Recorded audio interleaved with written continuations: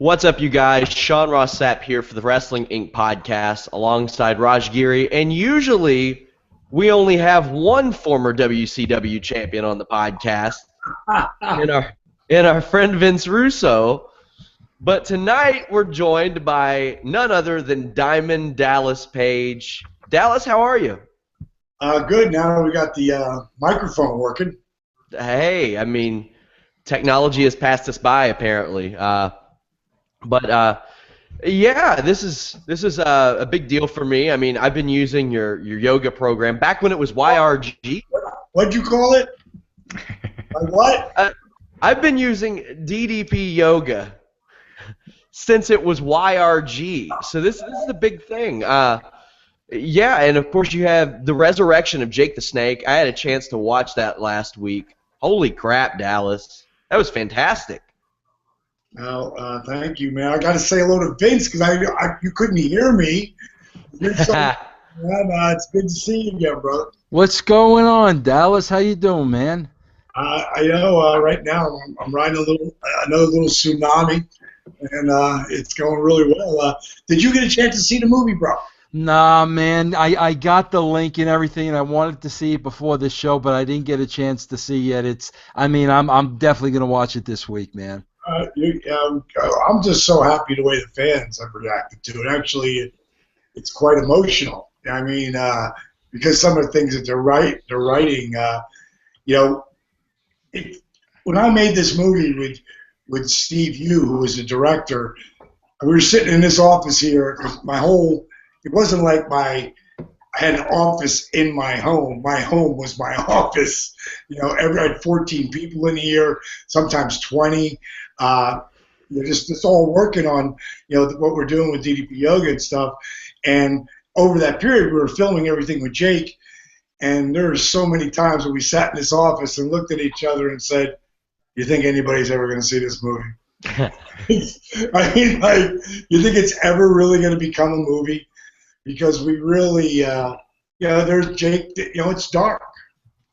You, Raj, Sean, there's a lot of dark moments in it, but there's a lot of funny moments and there's a lot of inspirational moments. Yeah, I wrote in my review about how the movie it was an amazing movie. I saw the first cut, and then with the second cut with my wife, she can't stand watching anything wrestling anymore. She just gets bored really quick. She won't watch any wrestling related movies or anything, but she started watching this and she sat through and watched the whole thing and was blown away. And yeah, it's it's one of those things. The stories, especially when you're dealing with addiction, it's not just a upward mobile story. There's setbacks and it can be frustrating at times to watch, Jake seeming like he's getting there and then, falls backwards. But then, and then another thing that blew me away is just the time frame, just how it hasn't been that long since he moved in and started using DDP Yoga. We're talking about 3.5, 4 years. So I mean, that's really the amount of progress that he's made and where he started from at the beginning of the movie and where he ended up. It's just unbelievable. One of the things I didn't understand, because I've listened to Jake on a bunch of different interviews, from the beginning. And in the beginning, all he talked about was all the really fucked up shit that happened to him. Like, I'm talking about as a little kid growing up. Mm-hmm. And it got to a point where I don't remember who was interviewing us. I think it might have even been Yahoo or Deadspin. I'm not sure. But at one point I go, "Bro, can I hold on 1 second?" And he'd been in about 3 months. And his life was changing. Like, there was so many good things. Like, his kids had been here. He was starting to get relationships back with his kids. And there's so many good things happening. I had to pull him aside. And I had to go, "Bro, why do you keep talking? Why do you keep that same negative, really horrifying story? I mean, that story's out there. We got that out there. Is there a new story that's happening with you?" And he came back in that interview, and for the first time ever, I started to see him get a little bit more positive in his interviews. Because what I learned by being, I know this for myself, but I know by being with Scott and Jake all this time and dealing with the roller coaster, and it's a roller coaster. right now with Jake, it's just been going so good. You know, I got to a point where I was waiting for the other shoe to drop, but now I honestly believe for the first time ever, maybe it's not going to drop. But back then, what I really learned is we are the story we tell ourselves. We are that continual circle we get caught on. And Jake had to start, looking at all the positive things that were happening in his life and start talking about those to really get to the next level. And that's what really helped a real lot. Now, how difficult was it, with Jake being, a mentor to you, back in the day and such a longtime friend, and to go to being kind of his mentor and kind of dealing, with something that you're not trained to do as far as dealing with addiction. You created this, fitness program that's gotten very popular, but not just using that, but then having to deal with, someone's demons and their addictions and just seeing those setbacks. How difficult was that when you're seeing that with a friend? It was really difficult. For starters, it got to the point where I always had to be the heavy on Jake. And I want to build him up. I don't want to tear him down. But when he would say some of the shit he would say, I just look at him and go, are you fucking kidding? Like, did you really just say that? Like, these are a woman and a daughter. But he just didn't know. He didn't know. So I had to tell him. A lot of people won't tell you, especially when you're a demigod the way Jake is, and to so many people. So the really hard part was having to be really honest and tough love. That was the really hard part. The part that was interesting, for starters, I tried not to deal with the addiction as much as I did with the person, because that's where God has given me a gift. And I didn't just work on the workout with him. I worked with the food that we put in his body that I knew was going to make him feel better. And then I worked on the story that he tells himself. And one of the things I told him and Scott, it's like, you want to feel better about yourself? Go help somebody. I dare you to go help somebody. And I would tell Scott and Jake, like, your phone call to somebody could change their whole life. Could change their whole life. And that's what has started, it started happening a few years ago, and now it's gotten to the point now where Jake is doing an interview on, I don't even know he got that interview with the RollingStone.com.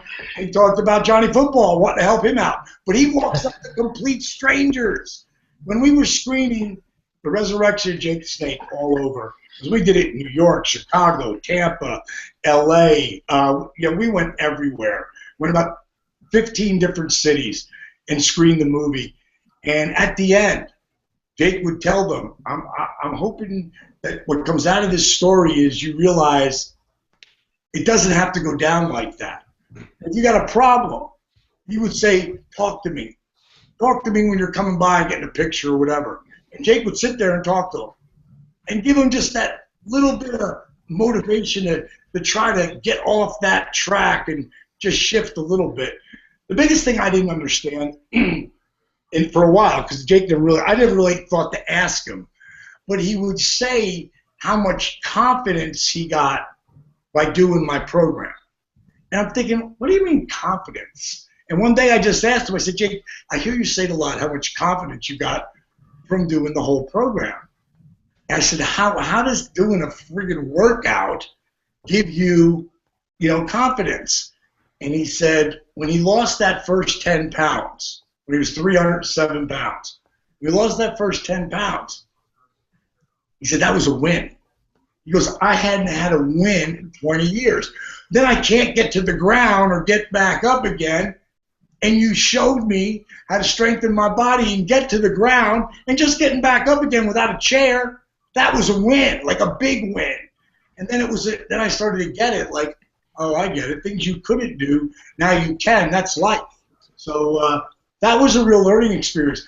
I didn't deal with the addiction as much as I dealt with the person. And I hated to be the heavy, but I knew no one else could do it. I knew it wasn't anybody else's spot but mine. And now we're in a great spot. Me and Jake talk every day, and he's living in Vegas. I would have never thought in a million years 2 years ago that he could ever survive in Vegas and stay sober. But he's got a great support system. His daughter is his agent, manager, there for whatever he needs. He's just got a lot of good people around him. So that's what he had here, and that's what he learned.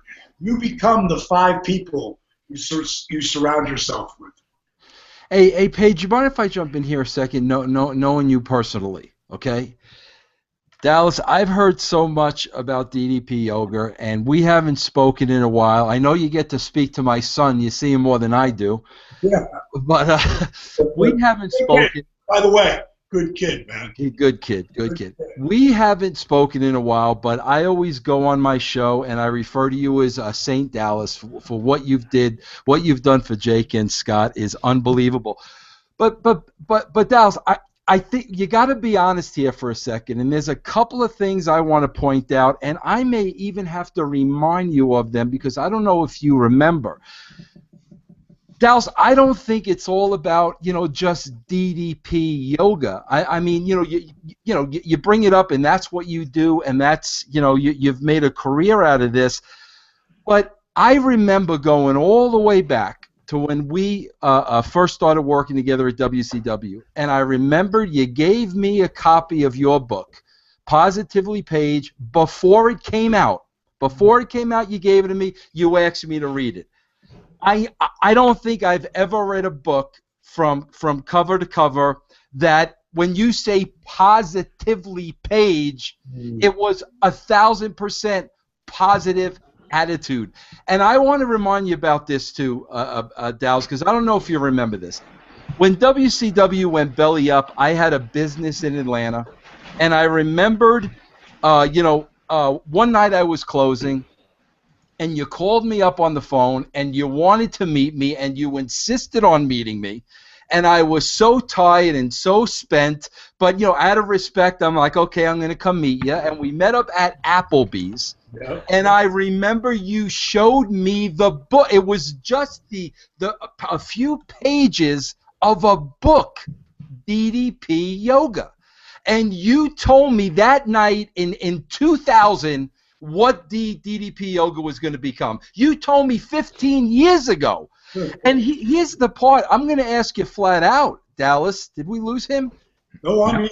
Okay. Dallas, I got to ask you straight out because, listen, man, I've been in wrestling since 1991, and largely due to the business, Dallas, I'm a different guy now, and I deal a lot with depression because of the business. And I'm not the only one that deals with depression. I know Scott went through it. I know Jake went through it. I know hundreds of guys that I talk to on a daily basis that are going to do it. It's kind of the like us every Monday. Yeah, it's the excess baggage of the wrestling business. Honestly, bro, how do you stay so positive and have that? And bro, this goes back before DDP Yoga. From the day I met you, I never met anybody with such a positive attitude. And you didn't go in and out, Paige. Like you've always had it.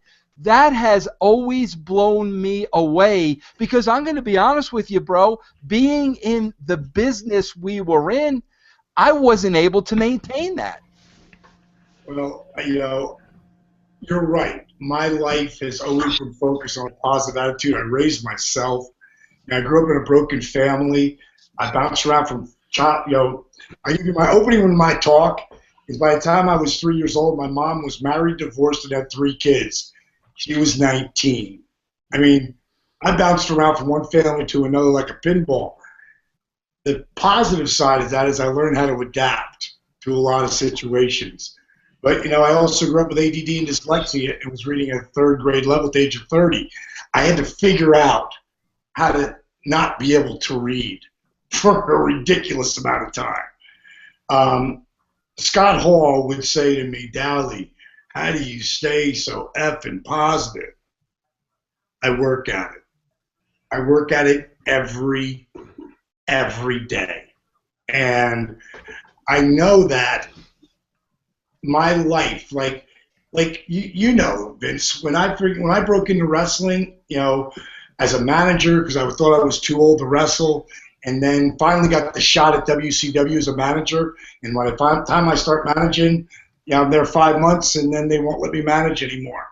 So at 35 and a half, you know, I become a wrestler. You know, everybody laughed at me. Michael P.S. Hayes fell down laughing. You know, the first guy to ice their body. You know, everybody laughed at me. Tape my matches. Everybody laughed at me. By the way, this is things everybody does today. You know, I just realized that if I don't believe in me, nobody is. I mean, when I blew my back out, they said, "You're done. You'll never wrestle again." Less than 3 months later, I was wrestling again. But that's only because of the program that I developed. And I wasn't going to let anybody tell me what I could or couldn't do. And when you said that me and you sat down, you're right. That's where DDP Yoga started, back when I was writing this book, Yoga for Regular Guys. And, you know, it was, you know, if someone tells me I can't do something, I'm going to work 10 times harder to prove them wrong. And, again, how do I do it? I listen to Tony Robbins. I listen to Zig Ziglar. I read stories about people, because today I can read. 3 months, 2.5 months from 60. Today I can read, and I'm proud of that. I read stories about people who are extraordinary. That are ordinary, that did extraordinary things. Mm-hmm. You know, I always remind people that you can, because there's so many examples that you can. And I'll go to stories like Roger Bannister, you know, who broke the 4-minute mile. They said it was impossible. It couldn't be done. It'll never happen. You know, it'll never happen. There was journals written, doctors and professors have written journals that your heart would explode. But then in 1957, Roger Bannister broke the 4-minute mile. 2 weeks later, his number one competitor broke his 4-minute mile. And then 16 people broke it by the end of the year. That's the story that you've got to focus on. Not, oh, I'm too fat, I'm too skinny, I'm too old, I'm too young, I can't do this. You're right.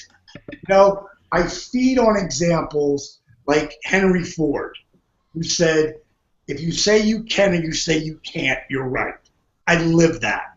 And then I got to tell you a story. I'm flying about 3 months ago. I'm flying back to Atlanta from somewhere. And a woman taps me on the shoulder. And she hands me a piece of paper. And on the piece of paper it says, I love your program. I do it religiously. I know I don't look like it. And then she put in big capital letters, yet. But I'm working on it. And then it had an arrow that turned the page around. And then I read this quote that says, Einstein said, it's not that I'm so smart. It's just I stick with a problem longer. That's me. I'm going to stick with it until I nail it. And 7 years ago, Brian Alvarez, you guys know who Brian is, right? Mm-hmm. Yeah. Brian's interviewing me 7 years ago.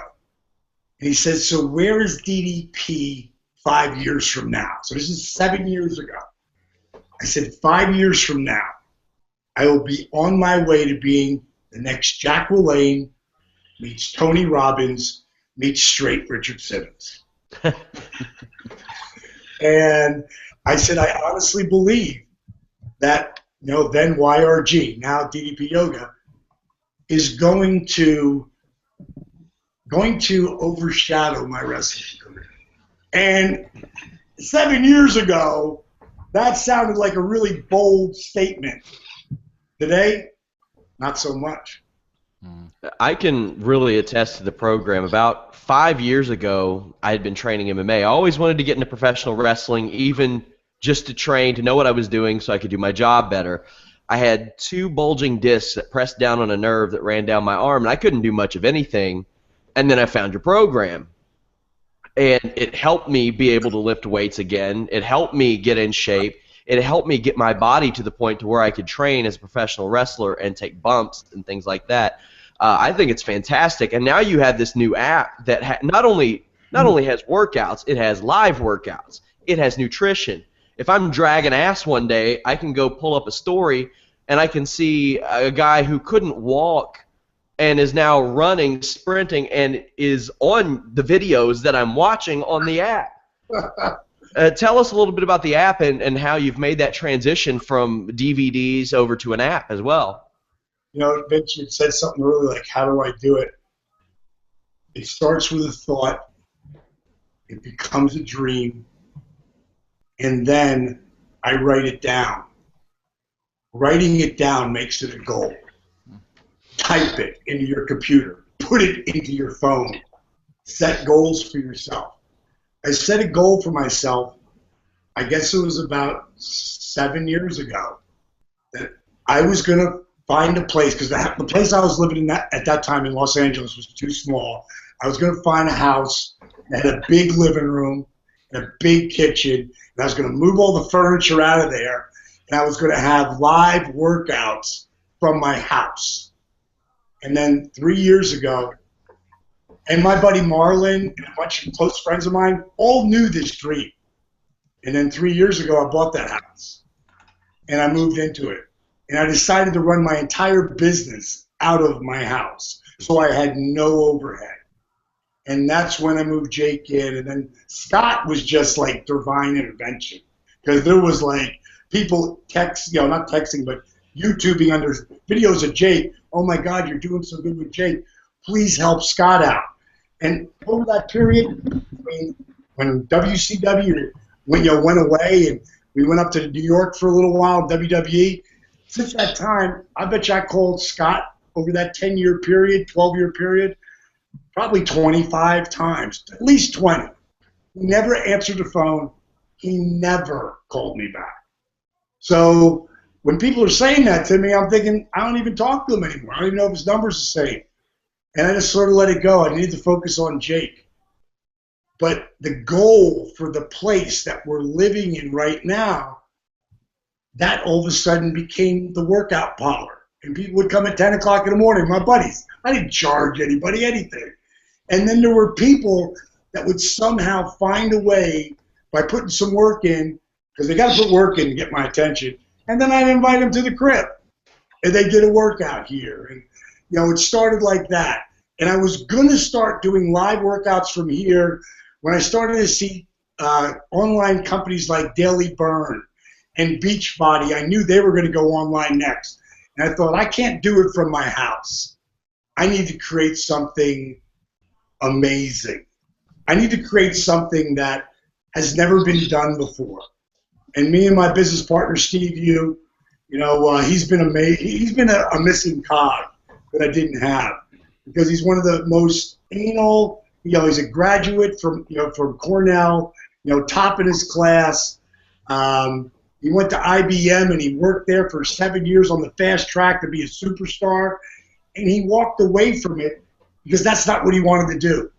He wanted to inspire people through film, and that's when we came together. And we started to talk about, what we were going to do with our studio performance. We didn't have the Performance Center name yet, but I hadn't gone down to WWE Performance Center. Once I went there, I knew the name, because I love the name, because that's what this place is. We built this app at the same time we were building the building. And the app, DDP Yoga Now, if you just work out, you need to have it, because it costs nothing to just work out. Because I got a custom workout thing there that you can track your heart rate, you can track your calories burned. It's all for nothing.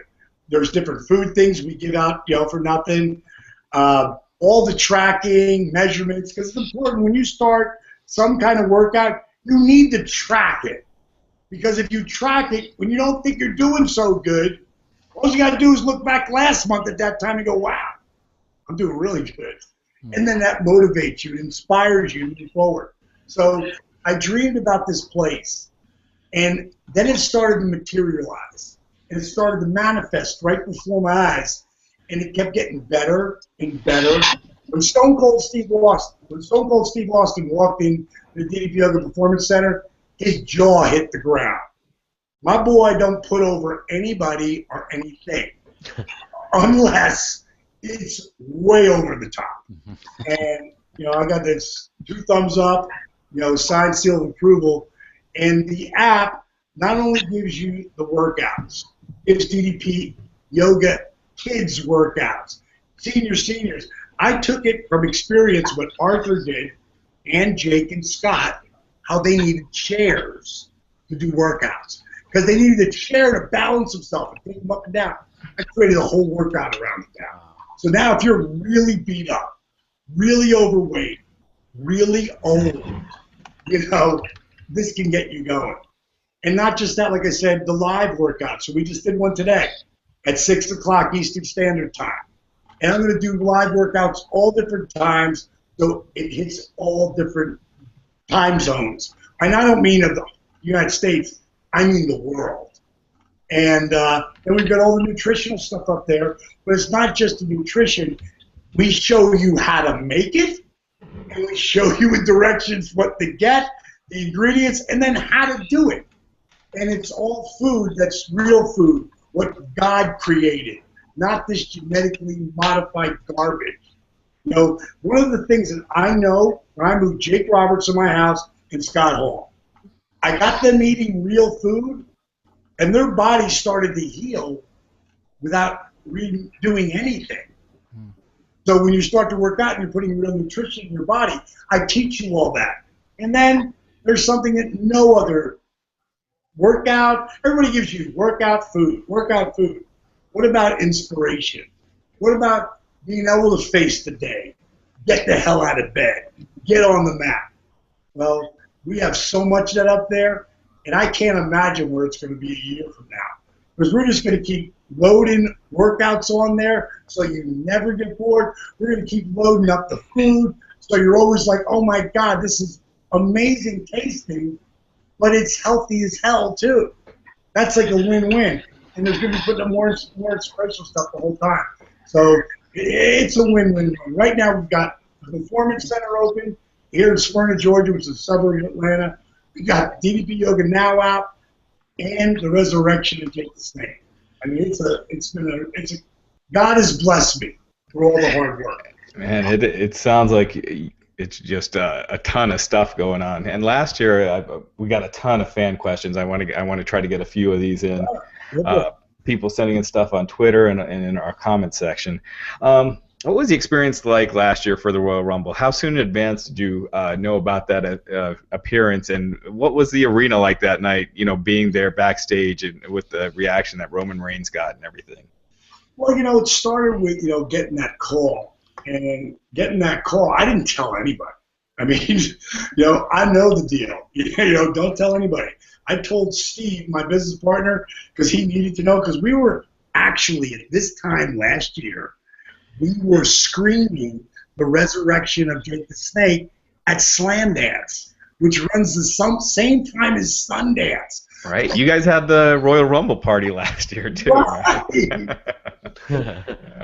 And, while we were there, I was going to say, we had this amazing story. After our first screening, this guy walks up to me, and he says, Diamond, can I bother you? I said, hey, bother me, bro. What's up? He's a big guy. He's like 6'2", well, maybe 6'1". He's over 300 pounds, 320, whatever. He said, I love your program, man. He said, it's changed my life, and I can tell he's really nervous. And then he said, I lost 190 pounds in 8 months. And I thought, what? Like, you're still a big guy. I'm thinking to myself, is he working me? Vince, I'm thinking, I've been waiting for this guy, right? Is he full of it? So I immediately say, to my wife, hey, honey, did you hear this? And she come up, she said, you say 160 pounds in 10 months? He's like, no, I lost 190 pounds in 8 months. I said, is there any way you join Team DDP Yoga? That's like our support system, right? And he said, yes, I did. And I looked up at the heavens, and I went, God, please, please. I said, is there any way you took those pictures? 6 pictures that we take. And he said, no, I didn't. I went, ah. He goes, I videoed them. Nice. I thought, wow. Now, the Royal Rumble, we know we're having the party. So I invite him to the Royal Rumble, which he can't believe I just did. But I invite him to the I get his phone number. I invite him to the party. Now, everybody thinks I'm going to be there. In the meantime, I can't even talk. My throat is so sore at that time because I've been going for 6 weeks straight. And I pushed myself way too hard. And they give me that call. I'm so excited because I'm going to get one more shot in that ring. But I'm also like, what are they going to do with me? You know? And I really thought about saying no because I'm in such a good spot there. Maybe I shouldn't go. Because, the last thing I did with, hitting, Heath with a diamond cutter, I can walk away with that. And then Michael got on the phone with me, and he said, Paige, got some fun stuff for you. You're going to love it. And I just put my faith in Michael. And when I got there, nobody knows. As you know, Vince, like, nobody knows coming in. The boys don't know until they're found out that who they're working with on anybody, that legends coming in. And me and Boogeyman and Bubba, who I love, we all were in the trailer, hanging out in the bus, and then I found out that it was Cody, and Fandango. I think that guy was one of that someone missed the ball there because that guy got a look, he can talk, and he can work. I don't know what happened there. Maybe hopefully they'll bring him back and repackage him because he's an amazing athlete. And my favorite, in the company right now was Bray Wyatt. So when I found out it was all 3 of those guys, and all 3 of them, were going to take the diamond cutter, I was like, are you kidding me? Really? Awesome. And I'm expecting, and when Michael's giving this to me, he goes, well, you know what's coming? And me and Bubba and all looked at each other and went, yeah, we know. Sure. I mean, I was positive it was Randy. I was positive it's time for me to drink and get, to take the RKO. And when they said Russo, I went, seriously? Awesome. I love saying to Randy, hey, Randy, haven't killed me yet. Is there a story about how you decided the diamond cutter would be your finish? And another reader question, have you ever spoken to Randy about, obviously, the similarities in your moves? Oh, God, yes. Well, let's go to the beginning. Johnny Ace was visiting me on his way to Japan. And Johnny Laurinaitis and I have been best friends since 1989, as I worked for Mike Graham. And he said, I got a new finish. I think you should do it. I said, what do you do? He said, I grab a guy with one hand, and then I just kick my feet out. I make the peace sign, and I kick my feet out. I go, that's it? He goes, yeah, that's it. So I said, let's go down to the power plant. We'll try it. Triple H was there that day, Eric Watts, and Kanyon. I think Kidman was there too. And, I tried it. I did it, and I thought, well, I'm going to use 2 hands because Steven Regal gave me the cravat. And it took me a while to get comfortable enough with it to start to take it out of nowhere. But you got to remember, over that period of time, I was bringing all my matches to Jake to watch. Because over 94, 95, even in 96, he would still look at stuff. But in right in 94, 95 is when I first started using it. And I did it to Bagwell out of nowhere. And he was smoking his cigarette. And he just started laughing. And then he looked at me and he said, now you're getting it. Because it was the whole surprise thing. And the bookers at that time did not want, they didn't see me in any kind of spot. So they would only let me beat guys who were enhancement guys. So I just started going out there and, beat them up and then have them start kicking my ass to where they think I'm going to he's going to beat him. He's going to beat him. And then I pull a diamond cutter out of nowhere, and that's what made the move. that's what got my career on track, because people want to be surprised. You say what you want about the show this night, but I'll tell you the one thing that I'm surprised at. I seen Brock Lesnar sell like a mad dog tonight, and that surprised me, and I liked it, because you get Brock Lesnar with the people behind him, because everybody believes in him because he's the most believable guy alive, but a hero is defined by the size of his opponent, and you need to have some big opponents on Brock Lesnar to be believable. And I was surprised by that, and people want to be surprised. As far as Randy goes, I literally called Randy the day I knew I was retiring from WWE and told him I wanted him to use it. Now, I didn't realize he'd just get out of surgery. Randy never even remembered this conversation. I remember him going, "But Diamond, that's your move, man. I'll make it my own." I'm like, "No, dude, you're going to make this your own. I really would love you to do it, man." And then he didn't remember that. I guess Michael Hayes and Johnny got together with him and worked on the version that he came up with. And then I'd heard some things where Randy wasn't really talking favorably about me and him, because I was talking to him like I was saying, man, I love that he does it. To me, he's one of my favorite guys to watch, period. And so I was I can't remember, I think it was at Staples Center, and he was walking away from the ring as I was just walking into the ring area. He's like, "Hey, Diamond." I'm like, "Hey, Randy?" And I said, "I got any heat with you?" "No." I said, "Well, I'm just curious, man. Said a couple of things about some people have been talking about, it just sounded like you were pissed or something." He's like, "No, man." I said, "Don't you remember when I called you and told you I wanted you to use this finish?" He's like, "No, Diamond, I don't. But if you tell me I did, I'm sure you did." So we squared everything up, and because there was a little thing going out there on the internet. Because I'd rather always talk to somebody, than get pissed off or something that somebody said something. I'd rather just ask them, because things get rewritten. And the last time we were together, I was in St. Louis, and we were just sitting, hanging out at one of the. They brought me in to do something. I can't remember what it was for. I think it was something in the back for WC, the Best of Nitro 2. And we talked for a while. And after we got done talking, we were starting to walk away. And he said, "Well, I guess at some point I'm going to see you out there." I went, "No, dude, I'm retired." He goes, "You're full of it. You'll come out there." I go, "No, dude, that ain't ever going to happen." And he said, "You really don't think so?" I go, "No, I really don't think so." And then we start walking at each other. And I said, "But just in case it does," and I gave him this great idea where, of course, I end up taking the RKO. It would have been very similar to what I thought was going to happen at the Rumble. But it didn't happen. And Randy wasn't even there that day. But I would gladly take the RKO.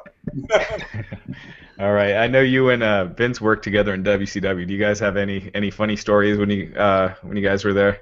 Paige, do you mind if I ask you a story that's not so funny, man? Because I never had a chance to talk to you about this, and I got to tell you, Dallas, it freaking broke my heart, man. And I know how close you are, and I don't want to turn this somber, but I really, really want to know, because this came so out of left field to me, and I was so caught off guard by it, and I was so devastated. I know, bro, how close you were to Kanyon, and I know you were everything to Chris Kanyon. And Dallas, let's face it, you and I know there are a handful of really good ones in the business, and Kanyon was about as good as they get. I mean, I can't say enough about him. I was so lucky to have known him and work with him. Dallas, I have to ask you, I don't know what your relationship with him was at that point, and if you guys were still in contact like you always were, but did you see that coming at all? I mean, had Chris reached out to you? I never really got to talk to you about it and tell you how sorry I was. I don't think there was anybody in the world closer to him than you were at the time.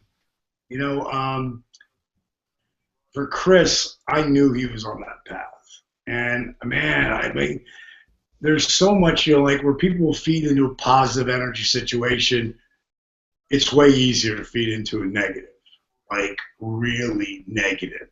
I call it emotional gravity, where you just pull yourself down and I always tell people no one can do more damage to you than you.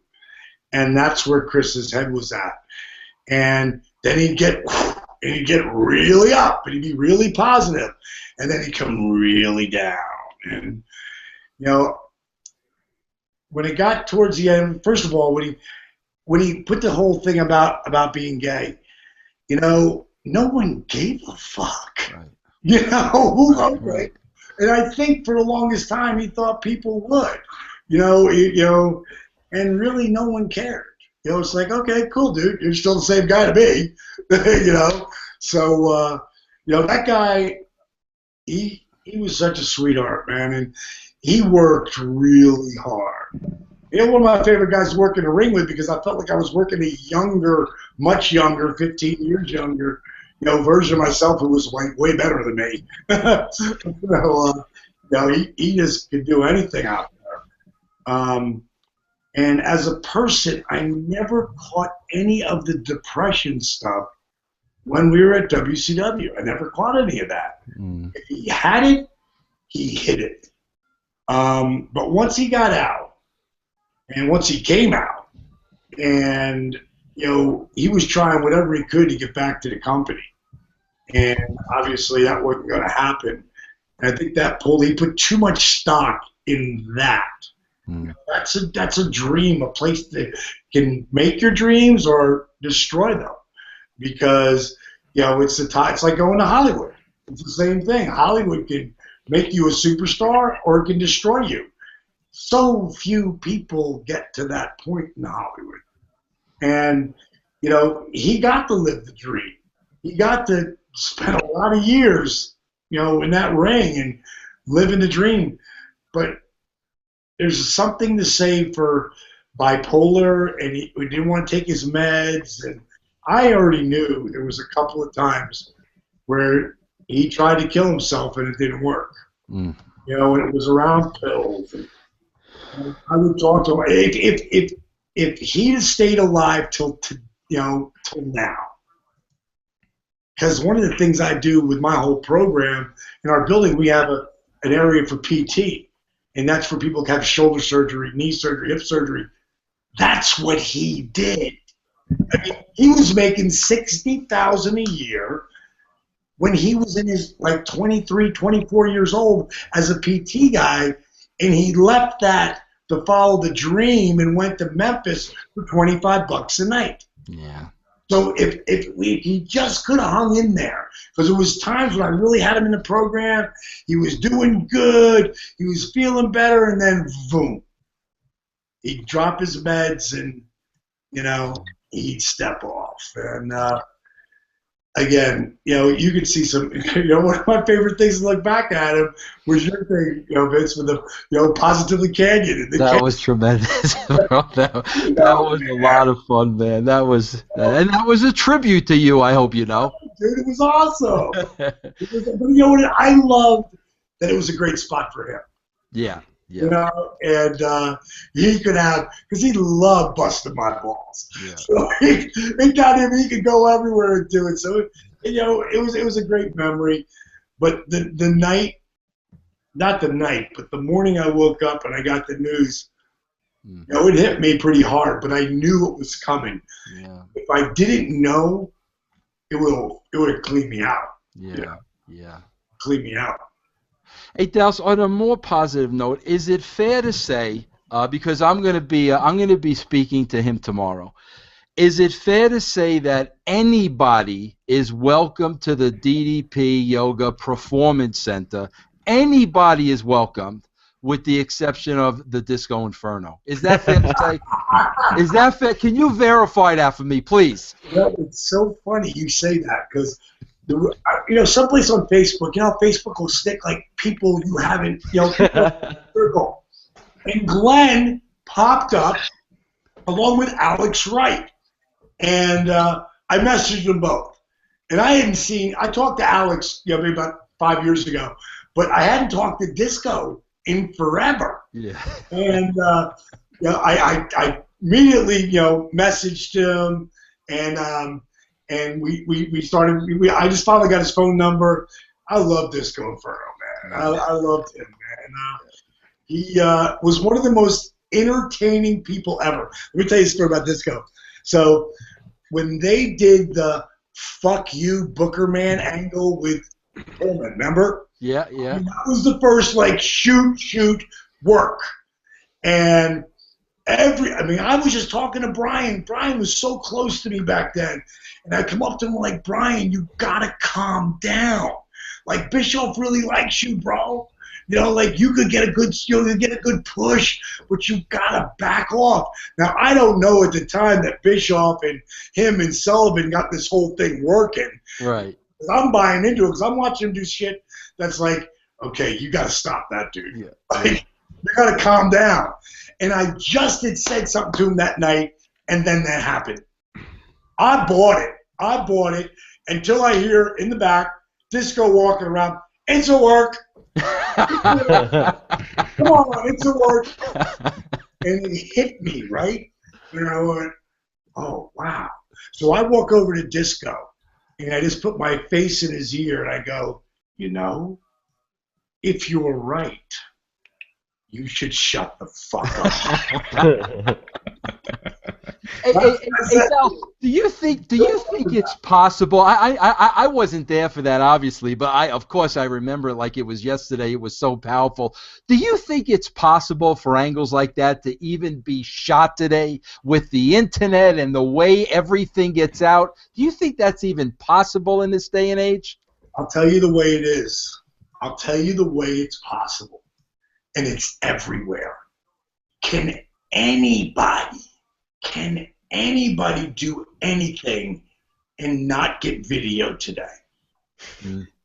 If they took it to the next level, and I wanted to do this years ago, shoot it in the back, but now it's past the back. It's got to get out on the street. Mm-hmm. If they were out on the street in a club and something like happened over his broad, something like that, and wham, whoa, pull apart, everybody's going to be video. Let the internet shoot the angle. Yeah. So that's the only way. Yeah. That's the only way. But Do you remember the angle you always wanted to shoot with me, and you were forever trying to talk me into the angle, and you had it laid out from A to Z. I just didn't think it was possible to pull off. Do you remember you were always trying to sell me on? No, you have to remind me, bro. You wanted to fake your own death. Wow. Remember, bro? And you wanted to. You were willing to go to another country. Remember, bro? You had it all laid out. But it's possible. Yeah, and if I would have done that 20 years later, they still would have been hammering me like they do with your buddy Arquette, bro. Oh God, that was a funny day. Did you ever? I don't think I've ever told you the story. So after I go down there and I tell Arquette, right? I go, so tonight you're going to be the champ, bro. I laugh like that, right? And I go, no, I'm serious. They're going to put the strap on your neck. No, they can't do that. No, they can't do that. I go, well, here's your choice. If you don't want to do it, I'll tell them, but you're not going to do anything with us tonight. Like, that's your choice. He said, are they really going to put the world title on me? I said, yes, they are. Oh, Vince. I have taken for that for you, you bastard. Oh, all right, Dallas, I got another one here. How was Steve Austin as a roommate? Oh, my God. Amazing, great, a lot of fun. made me look like Felix Unger. Oh my God. I was filming Devil's Rejects, and I came home after like 8 days, and he had moved in while I was gone. Me and Kim had just split up. I bought this beautiful condo. She gave it to me. Like, you just go ahead and do your thing. I told Steve, I said, I need a roommate. Not many people I'm going to let live with me, but I know you want to come out here. You want to go after this Hollywood thing, and you got a place to stay if you want to come out here. So he called up, kid. Offer still good. A couple of days later, still good. He goes, coming out this weekend. And I said, well, my buddy Marlon will let you in there, get you set up. I'm filming Devil's Rejects. I got back from there. He had shit everywhere. I mean, everywhere. And, he got that dip, and he spits that dip, and there was these dip cups everywhere. And as I'm looking around at my house, he walks in the door, and I go, Steve, bro, I've been living with Mrs. Clean for the last 14 years. I don't care what your room looks like, but this house has got to be at least thinking normal. Oh, sorry, bro. And he started picking Oh, God. It was great. I had so many good times with him. And, it takes a long time to form a really tight relationship with Austin, which because he's so real. That's just the way it is. And, that solidified us over that time for life. All right. I know we went over tonight. Thanks for having us. I think we could do one more question if that's good with you. Sure, I'm cool. All right. Let's see here. Sean, do you see any? Yeah, I've got a couple right here actually. And it's something I've always wanted to know too. Your ribs were taped up in so many of your matches, even famously on the video games, they were taped up. Was that legit? Was it part of an angle, or was it both? Were you hurt? And from the beginning, I was hurt. Randy, anybody who's ever felt that elbow, Vince, did you ever take that elbow? No. No. When Randy hit you with that elbow, he hit you with his entire body. I mean, when he come off that rope, and mainly because it was so much, it was in his mid-40s at that time when we worked. And he came down so hard, he'd lacerated my kidney.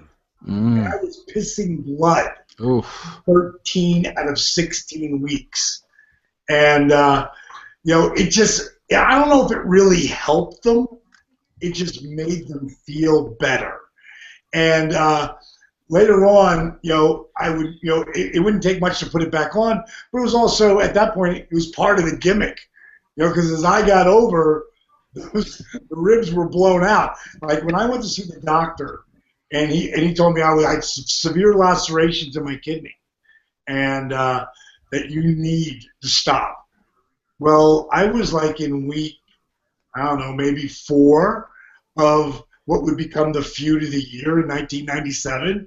I went to see my own doctor. I did not want to take the chance of going to see their doctor and then stopping it. And that's one of the stupid things that we do, as wrestlers. But the NFL players do it the same way too. They don't want to lose their spot, not for working so hard to get there.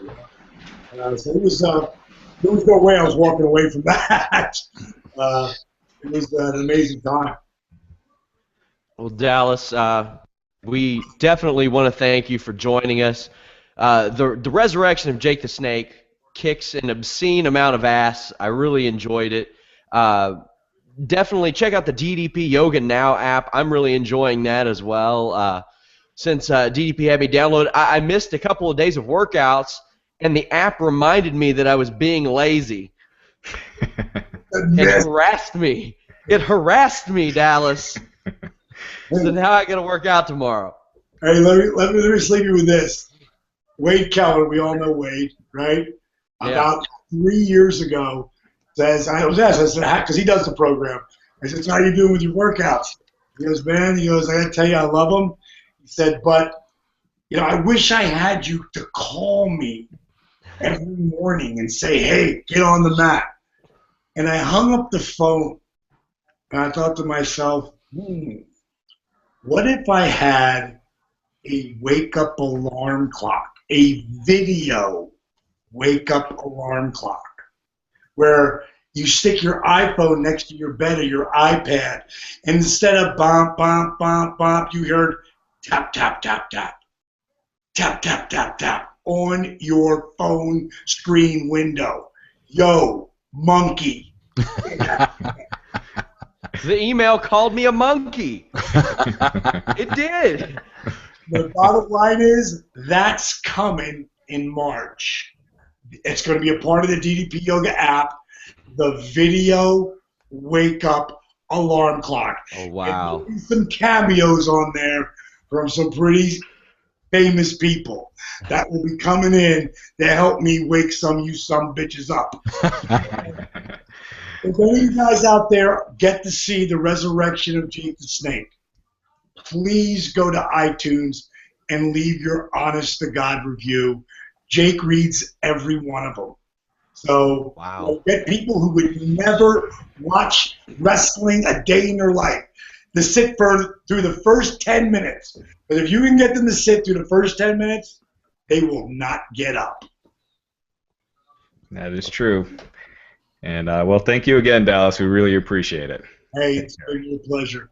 Vince, are we going to do the program together? We are, bro. I'm looking at it here, DDP Yoga. Now, bro, I'm 55 on Saturday. That's my start date, bro. For real. I'm dead serious. Dead serious. I send you everything. I send you everything. The mat, the heart monitor, the app. I'm gonna sign up between now and then. So that's my fresh start, bro. 55. Boom. I love it. You know what the 55 is, bro? That's right. There you go, baby. You know what that means? Vince was younger when he won the title than you were, right? Wow. I was the oldest ever. Yeah. Wow. Well, thank you again for joining us. So awesome to have you on the show. Thank you, Dallas. Thanks, man. Guys. Vince, I'm looking forward to it, buddy. You'll hear from me, man. I promise you. All right, man. Take care. All right. All right.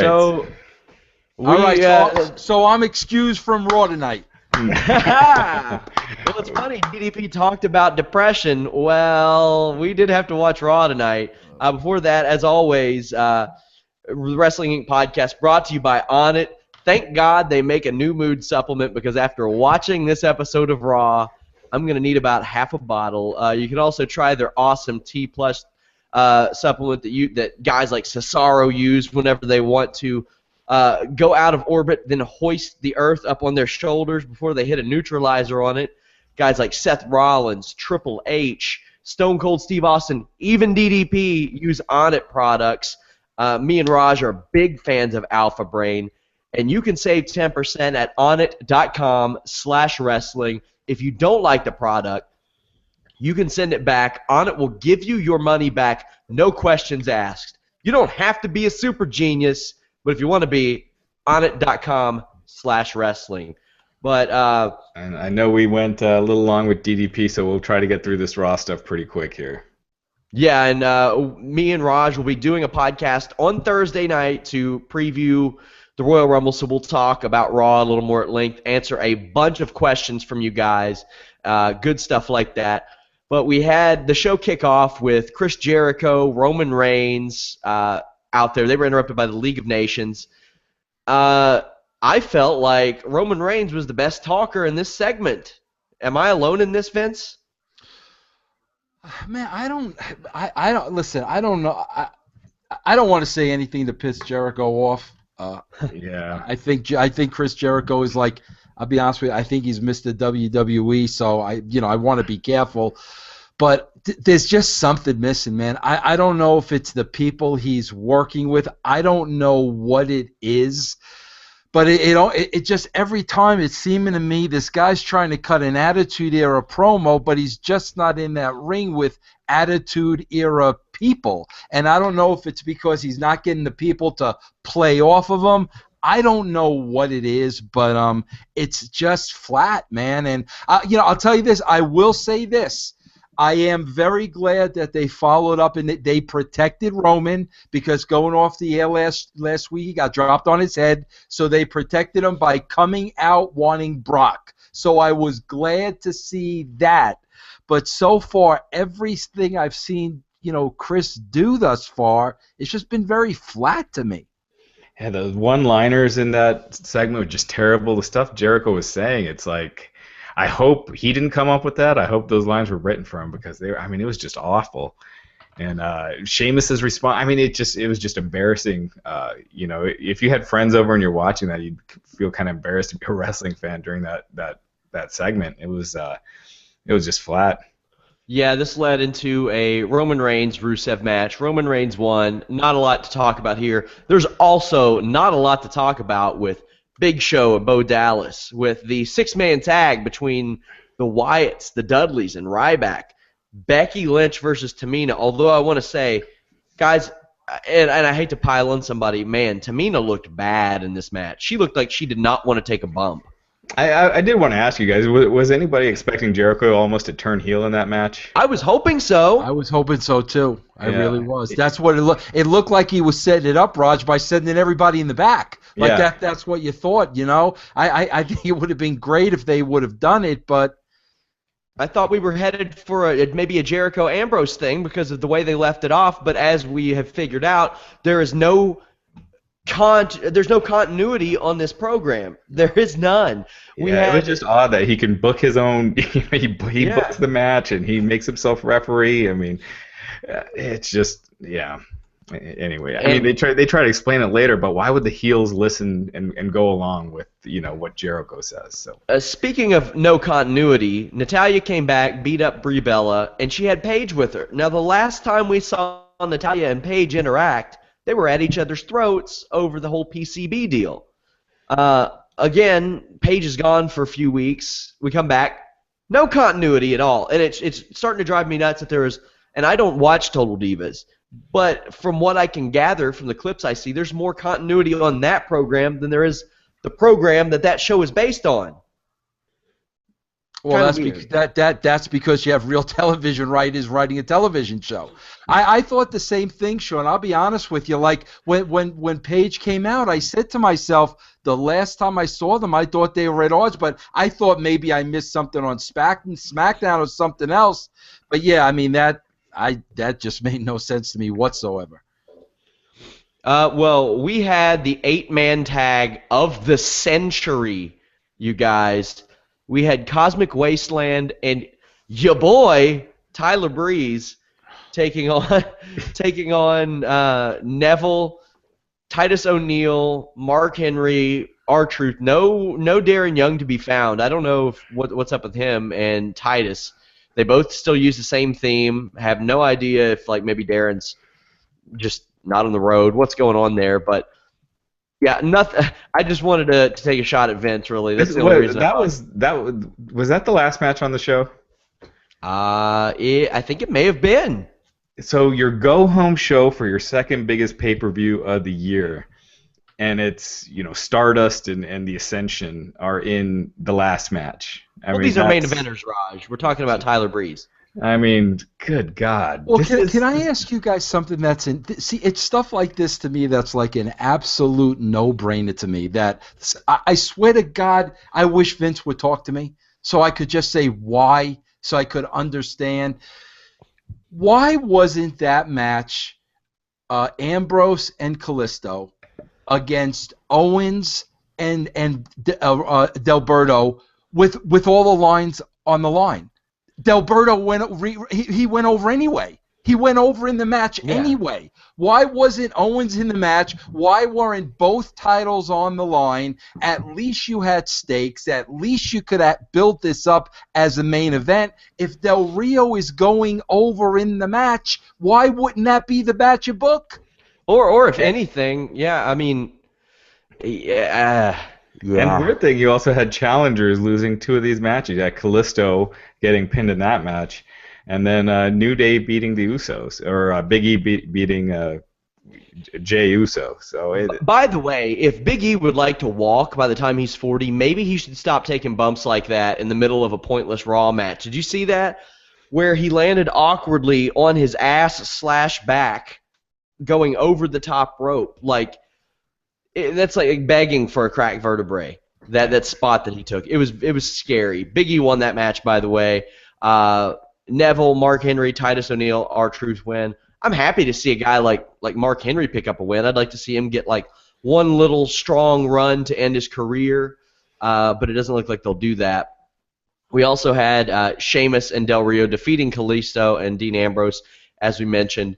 Ambrose will face Owens at the Rumble. Charlotte and Becky Lynch also signed for the show.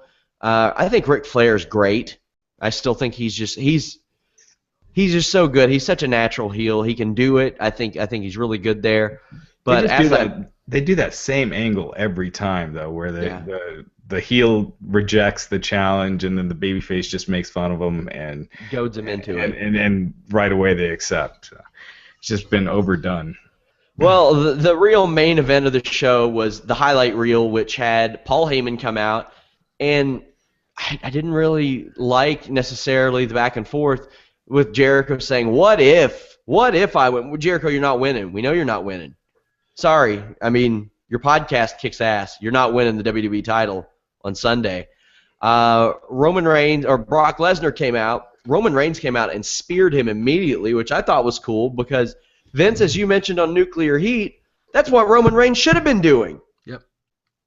Roman Reigns should have wanted to kick his ass. Again, bro, here's the thing that blows me away, Sean, in this thing. You know, okay, Reigns gets his comeuppance against Lesnar. You know, doesn't spear him once, spears him twice. Okay? Then they want us to all of a sudden now believe that in 1 week, the Wyatt family are these killers, that they're dropping a Brock on his head with Sister Abigail. All I can remember is last week, 4 guys ran away from Ryback. That's the problem, man. You can't have 4 guys run away from one guy 1 week, and the next week, okay, they're tough guys now. We believe it. That's the problem. Yeah. I guess they just had no other options for Brock Lesnar at WrestleMania and realized it, and so decided to put him over strong this week. But yeah, exactly. I mean, how the Wyatts have been booked over the last several months. You know, they've been competitive. I mean, they just got beat on SmackDown by the Dudleys. Yeah. So there you go. And here's something else, too. I just want to go back because, it's these little things. It's protecting the character, okay? We're 6 days away from Royal Rumble, right? We have the match with, Ambrose and Kalisto, whatever. There's the, outside of the ring, Owen gets the attention of Ambrose. Ambrose gets laid out, okay? Ambrose is selling dead at the feet of Owens, right? Owens is facing this guy 6 days from tonight. Why isn't Owens putting the boots to him and beating the crap out of Ambrose? He's down, he's selling, he's helpless, to the point that maybe he can't make it to the Royal Rumble, rather than walk away. Who would walk away? That's what I mean about protecting these characters. Yeah, here's the thing that I want to ask you, Raj. Do you think it's going to be Bray versus Brock or Braun versus Brock? I'm hoping Bray. I hope it's Bray, but then you. And unless Brock just completely kicks Braun's ass, that'd be cool. Are you going to wait at least a Brock Lesnar match for like a 3-minute squash though? Yeah, that's a good point. I think they'll go with Bray, but then you're probably going to have Brock going. I mean, you're definitely going to have Brock going over, and that leaves Bray, never having won at a WrestleMania. He's got the reverse Undertaker streak. So. So, as you mentioned, the Wyatts laid out Brock Lesnar. They laid out everybody. This after the League of Nations, the League of Geeks came out and did their thing. Where did Jericho go? He didn't get He just kind of walked away, right? Yeah, he disappeared. There was no Lesnar Jericho physical interaction. Something I was being asked a lot, and I don't know how I would feel about it. There were a lot of people saying, how would you feel about Jericho joining the League of Nations? How would you feel about that, Raj? I think it'd give that group a big shot in the arm, Yeah. I think that's what I thought was happening earlier, and I was like, well, this could give this group a little legitimacy because they've just been nothing so far. I think the fans are more just annoyed when they come out. It's not like heel heat. It's just like, we got to deal with this right now. And a real mouthpiece, too. Yeah. You know what was troubling for me too? What was troubling for me too is, they're all out there in the first segment, then Rusev loses, then they're all out there in the last segment. When there was that tag team match, they didn't send Rusev out with them. Right.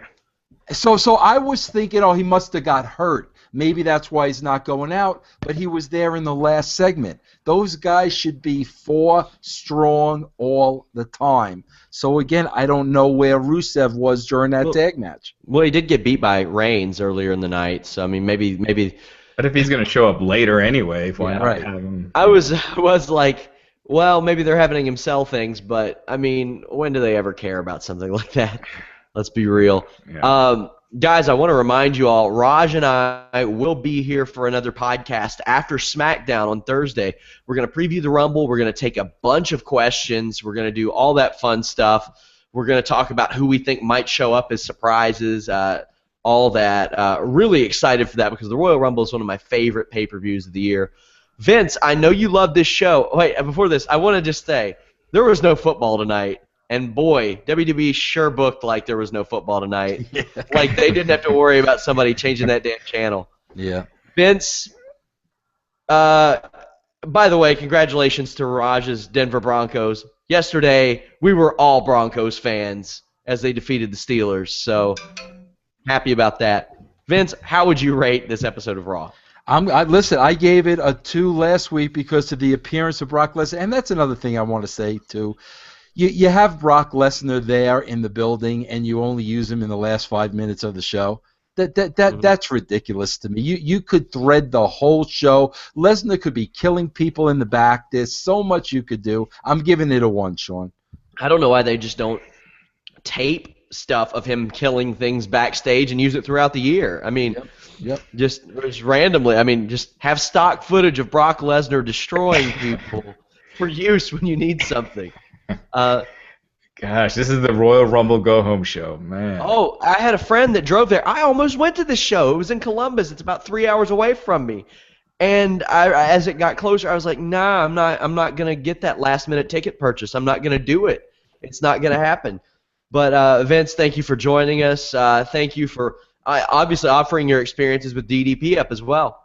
Yeah, no, thank you guys, and thanks for making me a part of that interview. I really appreciate it. All right, take care, Vince. Awesome. Take care, man.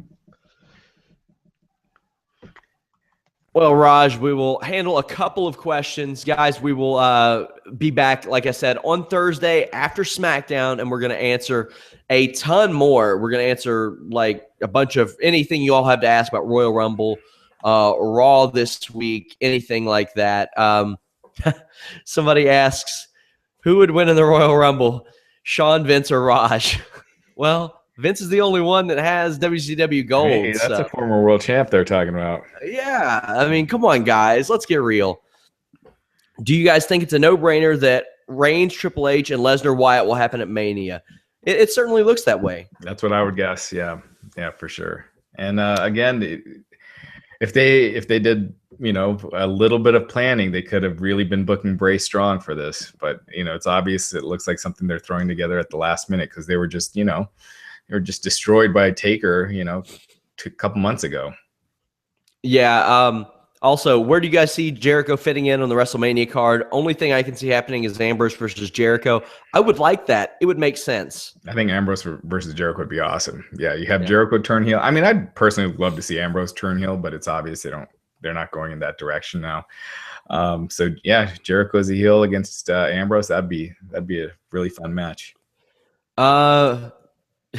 This is a bit out of left field. Do you think Scott Norton should have gotten a better push in WCW? That may have been meant for DDP. Yeah. He did really well in Japan, but I don't know. He didn't. I mean, he just didn't have the charisma, the mic skills. I mean, he was kind of like a Braun Strowman, but a much better wrestler than Braun Strowman. But oh yeah, I don't think it would have gone anywhere. And finally, who should win the Rumble? I think Triple H should, personally. Oh man, that way it gives Roman Reigns something to take from Triple H. Yeah, I'd go with because the real options are Triple H, Lesnar, and I guess you could always do like Undertaker as a surprise or something. Yeah, but if it's down between Triple H, Roman Reigns, and Lesnar, I'd go with Triple H because Lesnar versus Wyatt, if that were the WrestleMania match, just doesn't seem like a WrestleMania match, a WrestleMania World Title match. And then Lesnar versus Reigns, it's clear they're going with Triple H versus Reigns. So there you go.